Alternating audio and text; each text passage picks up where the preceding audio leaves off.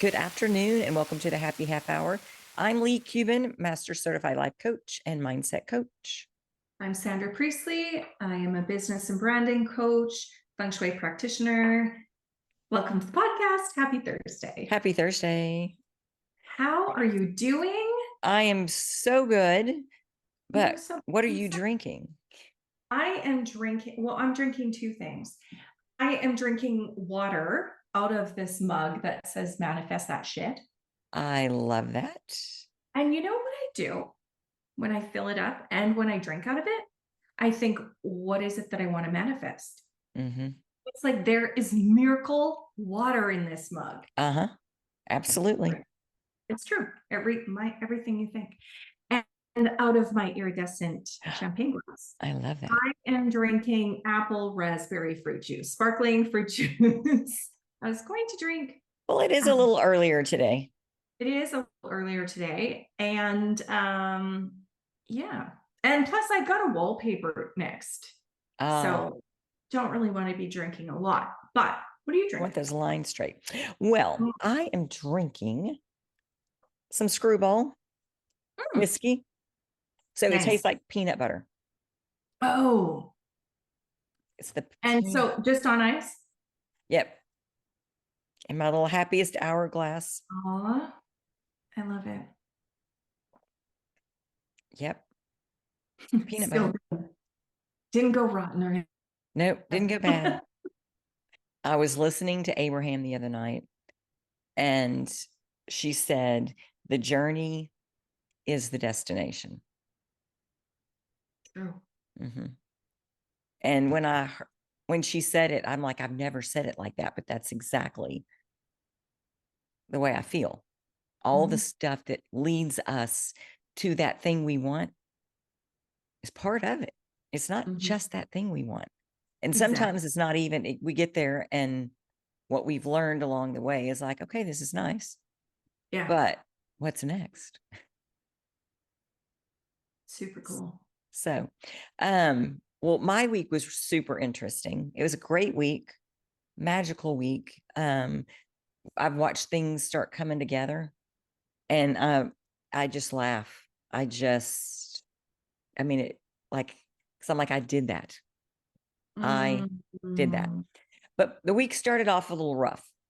Our 13-and-a-half-year-old dog, Izzy, got sick, I guess, Monday, and progressively got worse. And I had made her a vet appointment, but they couldn't get her in until the following Monday. So they said, we'll put you on the waiting list. And if we have a cancellation, we'll call you. Well, Thursday morning, I'm getting ready to leave for work and I'm talking to her and she's not moving much. And I'm like, I love you and I hope you feel better. And we're getting you to the vet. And she looked at me. It's almost like she said, help me. Oh. Like there was this look in her eye. And I'm like, you need to get to the office. And when the vet office opens, you need to call and see if they've had any cancellations, if they can get her in. Because that's what it felt like. And then I'm leaving her to go to work. It's like, oh. So Paul called me shortly after I got to work. And he said, hey, the vet just called. They have an opening at 3:45 today. Do you want to do it? And I was like, yeah, let's go. And I'm going, well, shit. I've got a library foundation meeting at 5:30. So I'm taking my dog in. She's probably going to be put down. And then I'm going to have to go to a meeting. That's my meeting. And I was like, you were running it. Yeah. Oh. Yeah. They were there to talk to me. Oh, goodness. So I was like, I can't cancel the meeting. Like, we've got to do it this one before the board meeting, which is, 5 days from now. So I'm running out of time. Anyway, I leave work about 2:00, run by McDonald's, come home to give her some nuggets and French fries, just in case this is her last meal. And she wouldn't eat them. She ate one nugget and she spit that French fry out of her mouth. Oh. And that baby loved French fries. But so I was just like, oh, yeah, Yeah. she's ready. Yeah. So Paul and Lily and I took her, and the vet looked at her for maybe 2 minutes. She's playing with her feet. She's like, she's got no muscle left in her legs. Like it's just deteriorated. Wow. And then she gets to her mouth and she's like, oh, she's in liver or kidney failure. Um, yeah, we can run tests. We can do anything you want to do, but it's time to let her go if you can do that. And I was like, yeah, I knew you were going to say that. And so we Mhm. went through that process, which just your heart just rips out of your chest, Yeah. which it was time. That Yeah. baby was in so much pain that although I cried and my heart broke, she was so much better off. And then there's the question of, well, where is she? Mm. Where's she going to show up? Yeah. Have you seen any signs that she's with you? Have you seen, like, I um, have not, not even but it has dream? felt like she's here. Mm. So although I haven't seen something that made me go, Izzy, there is Right. a feeling in the house that she is still here. Ah. And so I went to my meeting. I told Paul, because Paul went with me, I said, we are not going to speak of this at the meeting. Right. Because if we walked in and said we just had to put our dog down, Yeah. what do you think that meeting is going to be about? Not to mention, I would have been a blubbering idiot because I would Yeah. have sat in it and had other people telling me sweet things that would have made me sit in it longer. Yes. Exactly. Um, but no, I'm at peace. But magic is happening around me. Mm. Um, it is the coolest thing because I'm feeling it, but then I'm going, that was too easy. That was too easy. Interesting. And I'm learning to go, that's how it works. We have Mm-hmm. made it so difficult to let what we want in Yeah. because it should be harder than that. Oh no, that can't be real. That's danger. If it seems to be good, too good to be true, it probably is. But Um, that's old programming, and you've been yeah, listening to Abraham, who uh, is just like, just allow it to happen and it happens. Like, yeah, this is yeah. I like, have been very vocal about what I'm doing with, back in school, master hypnosis certification, the master NLP certification. I've been talking about that. And when I meet new people, and I meet them every day, mhm. um, and I'm going through who I am and what I do, I tell them, and this is what I'm working on right now. Nice. And every single one of their eyes light up as soon as I say that. Cannot tell you how many volunteers that I have had. Like when you get to the spot when you need those 100 hours, pick me. Cool. I finally told my docs what I'm doing. They didn't know. Right. Um, we had a meeting this past week and they're like, because I told them, I said, I want to do a test case with 10 people. And Mhm. I've got a program that they will have to go through. And we're going to chart them in the beginning and chart them at the end and follow their journey from front to back and not limit it to weight loss. Right. Anything going on, that's what they're in that office for. Mhm. But anything that's going on in their life that they want to work on, we've got these 12 weeks to do it. And they were so excited. They're like, Nice. we'll get you. Yes, yes, yes. Awesome. And it's so interesting that my expectation of people's response has shifted, and so has the response. So, like, you expect them to be excited and they are, Yeah. versus Oh, they're How going to were think this is stupid. that's the idea that you had before. Yeah. Oh, yeah. And so tell me what Mhm. shifted for you. What do you think has been the catalyst? I always want to know this. I always ask this question. What was the catalyst to switch your My default go-to thought processes. your default to Mhm. what it is now? What do you think it is?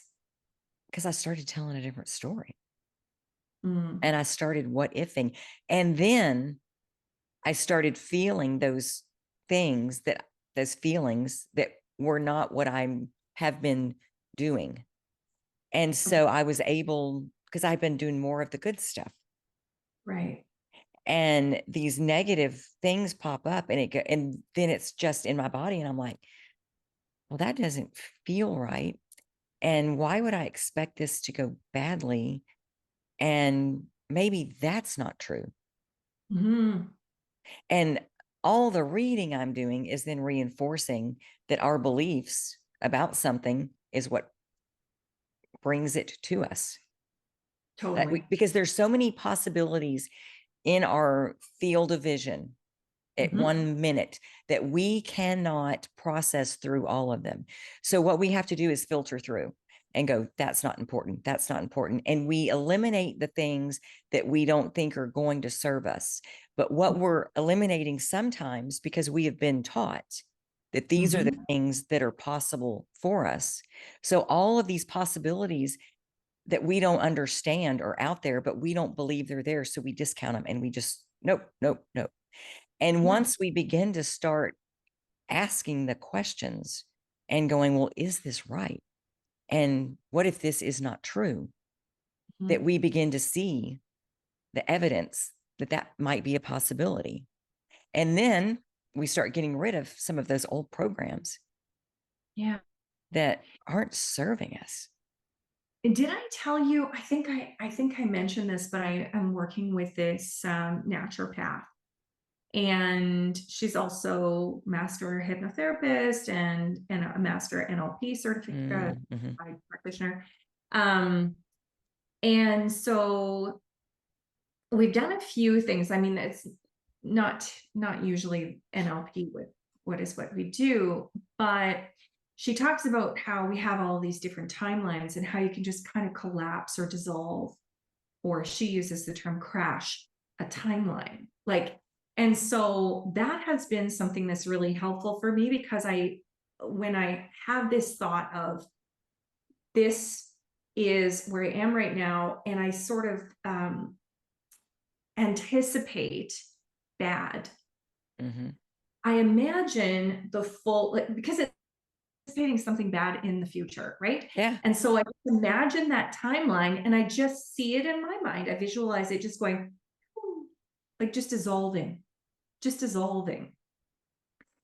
And somehow that it sounds to me like when you're saying like just get rid of that option, like check off Yeah. that option. It's not possible. It's kind of the same for me. It's like I just dissolve that visual that I Mm-hmm. have things going badly. And then I think, well, what kind of timeline can I create? What else is possible? What do I want? Amazing things are out there that Yeah. are possible timelines for me to go down. Why would I spend my time Mm-hmm. thinking about, worrying about, planning shit to happen? Mm-hmm. I could just as well plan for amazingness, Yeah. plan for extraordinary. Yeah. And yeah, it's so interesting, Um, my son and my husband are out on this like fishing trip, this amazing fishing trip, and Making it is memories. making memories Mm-hmm. right near the Arctic Circle. Wow. And my husband has wanted to. This is one of his bucket list fishing trips, and he has wanted to do this for 43. And he Wow. sent me and I mean, like, he is so excited. He is near tears Yeah. all the time. Yeah. Every single he's like sending me pictures. Wow. And I'm thinking, okay, that ain't Hawaii. Like it's, Mm-hmm. Arctic Circle looks a lot different than Hawaii does. but he's just like in his element. They're having so much fun. And then last night he sends me this message. So they went out fishing. They got there, flew in, and went out fishing, came back. He said, uh, caught a 20-pound lake trout. And that is like, there are 30, 40, 50-pound lake trout out there. Like 20-pound is like a big size, but Yeah. there's huge out there, like looks ridiculous big. And Cam said he had 4 on the line that he lost. 4, and he said they felt so big. So last night he said to me, I'm so scared. I'm not going to catch this amazing fish that I've wanted to catch for 43 years. Like he's been, right? And Oh, so he texted me this, and I texted him and said, well, what if you do? what Like, does that feel like? what does that feel like? Yeah. Instead of going, I said, you just got to relax and be in the moment, enjoy every single moment, the smells, the fact that it is 24/7 daylight up there right now. Wow. Like just enjoying like the sound of the waves and the feel of the boat and how cool it is you've got your own personal guide Yeah. and like all of these things like experience every moment. Mm-hmm. Let the tension go out of your Yeah. hands and just have fun, and And the fish call will come. that fish to him. Right. And it's no different. I was saying this to him too. It's no different than when we see our son go out and play football. Because there are times when he doesn't feel the pressure Uh, and he he's on goes out fire. and he is on fire. Mm-hmm. You can see it in him. He's relaxed.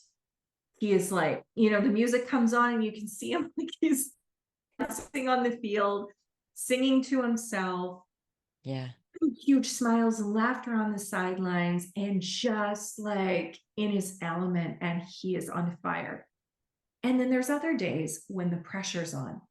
He Mm-hmm. knows there's people in the stands that he wants to impress. There's scouts, there's, CFL players, CFL coaches in the stands or whatever. You can see he has the capacity to, when the pressure's on, play amazing. But there's magic when Yeah. he's relaxed. Mm-hmm. And I think, how often do we put so much pressure on ourselves to do everything perfectly, to be perfect, Yeah. to score the touchdown, to get the big huge fish, and the pressure that we place on ourselves to lend a client. I've heard that before, right? Like to make so much money, we put so much pressure on ourselves for Mm-hmm. marketing something. Like we write it with this sense of urgency. Yeah. But if we let the urgency go and we just relax, we're again in that allowance, and Mm-hmm. magic happens. Mm-hmm. That's where It's, it's at. The yeah, allowance of it. the allowance of it. And, Miriam Williamson said something like there's magic on our doorsteps, Mm-hmm. basically. But a lot of time we don't open the door to allow the magic in. We Oh, keep yeah. ourselves off. Yeah. But what happens in that magic just goes out into the ethos. Mm-hmm. Yeah. And then all of a sudden you'll see it's like the idea that you had, you see someone else rocking it. And you Uh-huh. think, fuck, I had that idea. I Yeah. should have done. Why didn't I do that? Why didn't I do The that when I angels went? delivered it to you, Sandra. Yeah. No, I just we've left it on got the. some people that in our life right now that have a definite belief about life of what they deserve, what they can be, and it's not very high. Hmm. And they're making it's family, parents and kids, Yeah. parents and grown kids. Um, and I can see who they are and who they can be. I hear the way they speak about themselves and what they see is possible for them. Mhm. And it's so true. And I didn't realize there are no possibilities for them where they currently sit Yeah. until they shift their thinking. Mhm. That's all they have to do, but they don't think it can be that easy. Mm. It's hard to watch because you want to go, all you have to do is this. I Because know. they feel like people need to take care of them or do certain things, like they just can't do it for themselves. And they were told they didn't have power, and they do not believe that they do. And that's how they're showing up in life. Yeah. And we'd I all do that to some extent on do. some subjects. It's funny though, because I can in myself in some areas of my life. I can see it in some areas of my business, particularly. I see me holding myself back. Yeah. And I can see it just recently. I've been thinking about how I see other people holding themselves back because of for whatever reason, stories that Yeah. they're telling Yeah. themselves, right? Or wanting to avoid looking at their own shit. So instead, they hyper focus on the other people in their lives and Yeah. use that as an excuse to Yeah. show up in their own life. Yeah. Um, and then it's so frustrating to watch. And I just want to shake them and say, fuck, your life could be different in a heartbeat. Yeah. And But then I they got to wouldn't look have in the the ears. mirror. Huh? Got to look in the mirror and go, Oh, yeah. wait a minute, Yeah. where am I doing this in my life? Uh-huh. Because the people in our space are mirrors for ourselves. Absolutely. Absolutely. Yeah. Mhm. And I want to shake instead of, myself. oh, I have to, well, and that's the thing. I have to check myself with clients Yeah, because something is always going on in their life that I can relate to. for sure. It might not be to that degree, and it might be on a completely different subject, but I walk away so many times going, oh, well, why don't you look at this in you? That was an interesting lesson for me. Yeah. Yeah. Yeah.